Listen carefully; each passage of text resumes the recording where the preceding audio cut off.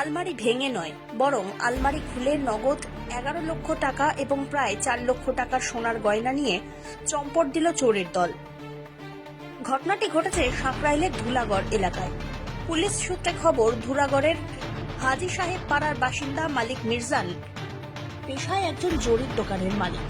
প্রচন্ড গরম থাকায় শীততাপ নিয়ন্ত্রিত ঘরে সকলে ঘুমোচ্ছিলেন।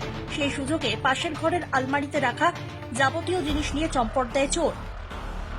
সামনেই মেয়ের এবং ছেলের বিয়ে, তার জন্য যাবতীয় টাকা সোনার গয়না গচ্ছিত ছিল আলমারিতে। গভীর রাতে চোরেরা ছাদ টপকে বাড়িতে ঢুকে বলে অভিযোগ। এরপরে ছোট ঘরের জানলা ভেঙে পাশে ঢুকে আলমারির চাবি খুঁজে বের করে। বলা যেতেই পারে ঠান্ডা মাথায় বাড়ির সকলের ঘুমিয়ে থাকার সুযোগ নিয়ে কাজ হাসিল করে চম্পট দিল তারা। আলমারির চাবি খুঁজে বের করে চোরেরা আলমারি খুলে নগদ 11 লক্ষ টাকা এবং 4 লক্ষ টাকা সোনার গয়না নিয়ে চম্পট দেয়। পুলিশের অনুমান, এই চোরের দলের মধ্যে কেউ বাড়ির মালিকের পরিচিত।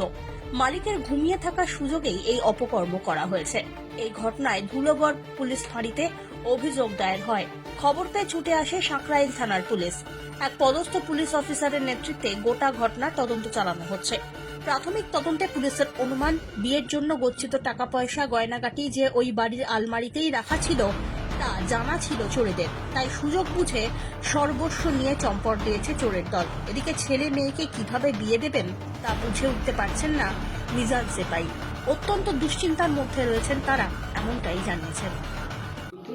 হ্যাঁ, প্রতিদিনের মতো নয়। গতকালও রাত 11টায় খাওয়া দাওয়া করে আমি 12টায় শুই। ওই ঘরটাতেই রেগুলার আমি শুই, কিন্তু প্রচণ্ড গরম থাকার কারণে পাশের ঘরে একটা এসি থাকায় ওই ঘরে ঢুকি। তা ওইখান থেকে আমার আলমারিটা খোলা ফেলা, ওইখান থেকে একটা সাইডে একটা জানলার পজিশন আছে, ওরা মোটামুটি সেইটাকে ফলো রাখতো। চোর দূরের কেউ নেই, একদম আশেপাশের চোর। আর আমার মানে ছেলে মেয়ের বিয়ের কথাবার্তা ফাইনাল প্রায়, সেই বিয়ের জন্য আমি মোটামুটি প্রস্তুতি নিচ্ছিলাম। সেই টাকা গয়না সমস্ত টোটালি চলে গেছে। কত টাকা? প্রায় ধরুন না 11-12 হয়ে যাবে ক্যাশ টাকা। 11-12 কি? হ্যাঁ, 11-12 লাখ টাকা। আর গয়না? গয়না 3টে গয়না অনেকদিন আগে কিনেছিলাম, খেয়াল নেই, 3টে গয়না ছিল। সব মিলিয়ে ধরুন না 3টে গয়না, ধরুন না 2.5 ভরির মতো 3টে গয়না। 3টে গয়না ছিল। আর 15 অবশ্যই হয়ে যাবে, তো 15 হয়ে যাবে। 15 হয়ে যাবে। 15 হয়ে যাবে। 15 লক্ষ। হ্যাঁ, 15 হয়ে যাবে। বিয়ে দেবেন কি করে? আমি তো আর কোনো রাস্তা নেই তো, আর আমি তো ঘর ইনকমপ্লিট করে রেখেছি ছেলে মেয়েদের বিয়ে দেবো বলে। মানে আমার ছেলে মেয়ের বিয়ের প্রায় কত ফাইনাল হয়ে গেছে আমার। সর্বস্ব লুট করে নিয়ে গেছে। হ্যাঁ, সর্বস্ব লুট করে নিয়ে গেছে। পুলিশ প্রশাসনকে অনুরোধ করেছি, বলেছি আমাদের পাশেই ফাঁড়ি আছে ধুলাগড়, এইখানে পাশেই ফাঁড়ি আছে, ওনাদেরকে বলেছি, ওনারাও ইনকোয়ারি করে গেছেন। দেখা যাক ওনারা কতদূর কি করতে পারেন। কখন এসেছিল, কিভাবে হয়েছে এটা? এটা উপরে 7 থেকে লেবে, মানে ওই ঘরটা খোলা ছিল, আর আলমারি লক করে দেওয়ার পরে আর চাবিটা আমি ওইখানেই মোটামুটি ঢুকিয়ে রাখতাম এমনভাবে যে অন্য কেউ না দেখলে আমার নিজের ছেলেও বার করতে পারবে না চাবিটা। ওরা চাবিটা রাখা দেখেছে। আপনার কি চেনার পরিচিত কেউ? পরিচিত বলতে কি, আমার তো ধারণা আমার এলাকার বাইরে কেউ চোর নয়। এলাকার বাইরে যারা করেছে তারা এলাকার বাইরের কেউ না, এলাকারই। বাইরে থেকে 2-1জনকে ডেকে আনতে পারে। বিয়ে কিভাবে দেবে? বিয়ে আর তো কোনো রাস্তা নেই, এবারে তো চাঁদা তুলতে হবে। আর উপায় কি আছে? এবারে পাড়া চাঁদা তুলতে হবে, আর কি উপায় আছে? বিয়ে তো শুনলাম গ্রাজুয়েট। হ্যাঁ, মেয়ে গ্র্যাজুয়েট। মেয়ের ছবিটা দেখলাম, মেয়ে গ্র্যাজুয়েট। মোটামুটি অনেক জায়গায় দেখাশোনা হচ্ছিল, মোটামুটি ফাইনাল প্রায় একটা জায়গায় হয়ে গেছে। আগামী 1-1.5 মাসের মধ্যেই ছেলেটার ব্যাপারেও মোটামুটি একটা ফাইনাল করে ফেলেছি। মেয়েটার ব্যাপারেও ফাইনাল। দুটো ছেলে মেয়ের একসাথে বিয়ে দেবো। এই যে টাকাটা, টোটাল টাকাটা কিন্তু আমরা যে জরি লাইনের কাজ করি, আমাদের জরি গুডসের দোকান আছে, প্রত্যেক সপ্তাহে 2.5 লাখ 3 লাখ টাকা বেচে বিক্রি আছে। সেই যে টাকাটা প্রত্যেক শনিবারে দিতে হয় ওখানে, সেই মহাজনের টাকাটা 5 লাখ টাকা ছিল। মহাজনের টাকাটা, কলকাতা মহাজনের 12-14টা পার্টির টাকা আমরা মারলি। এখন কি করবেন? আর কোনো উপায় নেই, এবারে হয় গলায় দুটি দিতে হবে, নাহলে ব্রেন স্ট্রোক হয়ে মরবো। মেয়ের বিয়ে আছে, ভাই এসেছিল, তারা দেখে গেল, বললো এখন প্রশাসনের কাছে বলো কতদূর কি করতে পারে। চোর তো বাইরের কেউ নেই, ইচ্ছা করলে তারা ধরতে পারে, যদি মনে করে চোর ধরে ফেলবে।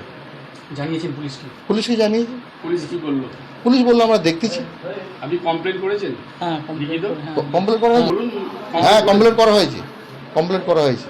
ফাঁড়িতে আমাদের এই ফাঁড়িতে ফাঁড়িতে। চৌরাস্তা অর্থাৎ সাকরাইল ফাঁড়ি সাগরাইলের ফাঁড়ি সাকরাইল ফাঁড়ি এখানে দুর্গর ফাঁড়ি হ্যাঁ। দুর্গর ফাঁড়ি হ্যাঁ, ঠিক আছে আপনার নাম আমার নাম মিরজাহান সিপাহী। খোলা ছিল মানে লকার খোলাই ছিল, ওনারা চাবি ওখানেই রেখেছিল। এটা এমন না যে ব্রেকিং হয়েছে, হাউস ব্রেক করে ঢুকেছে বা দরজা ব্রেক করে, সেরকম নজরও পড়লো না। তো যেটুকু দেখলাম যে কোথার থেকে হয়তো আগে থেকে ইনফরমেশন ছিল বা কিছু রেকি করা হয়েছে, কারণ প্রপারলিভাবে পার্টিকুলার জায়গা থেকে জিনিসগুলো মানে নেওয়া হয়েছে, কোনো রকম সার্চ বা কিছু করা হয়নি। কতটা বলেছে অ্যাপ্রক্স 10 লাখ টাকার মতো।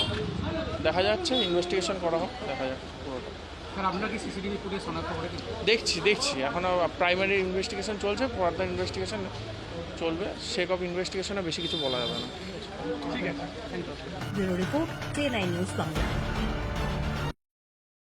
Hello everyone, myself Dr. Devjit Shah. I am an orthodontist and dental implant specialist. I'm a periodontist. I have been trained to smile designing procedure to boost your confidence with perfect smile.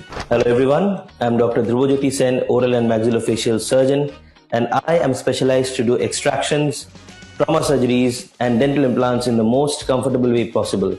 And we are Dr. Smile.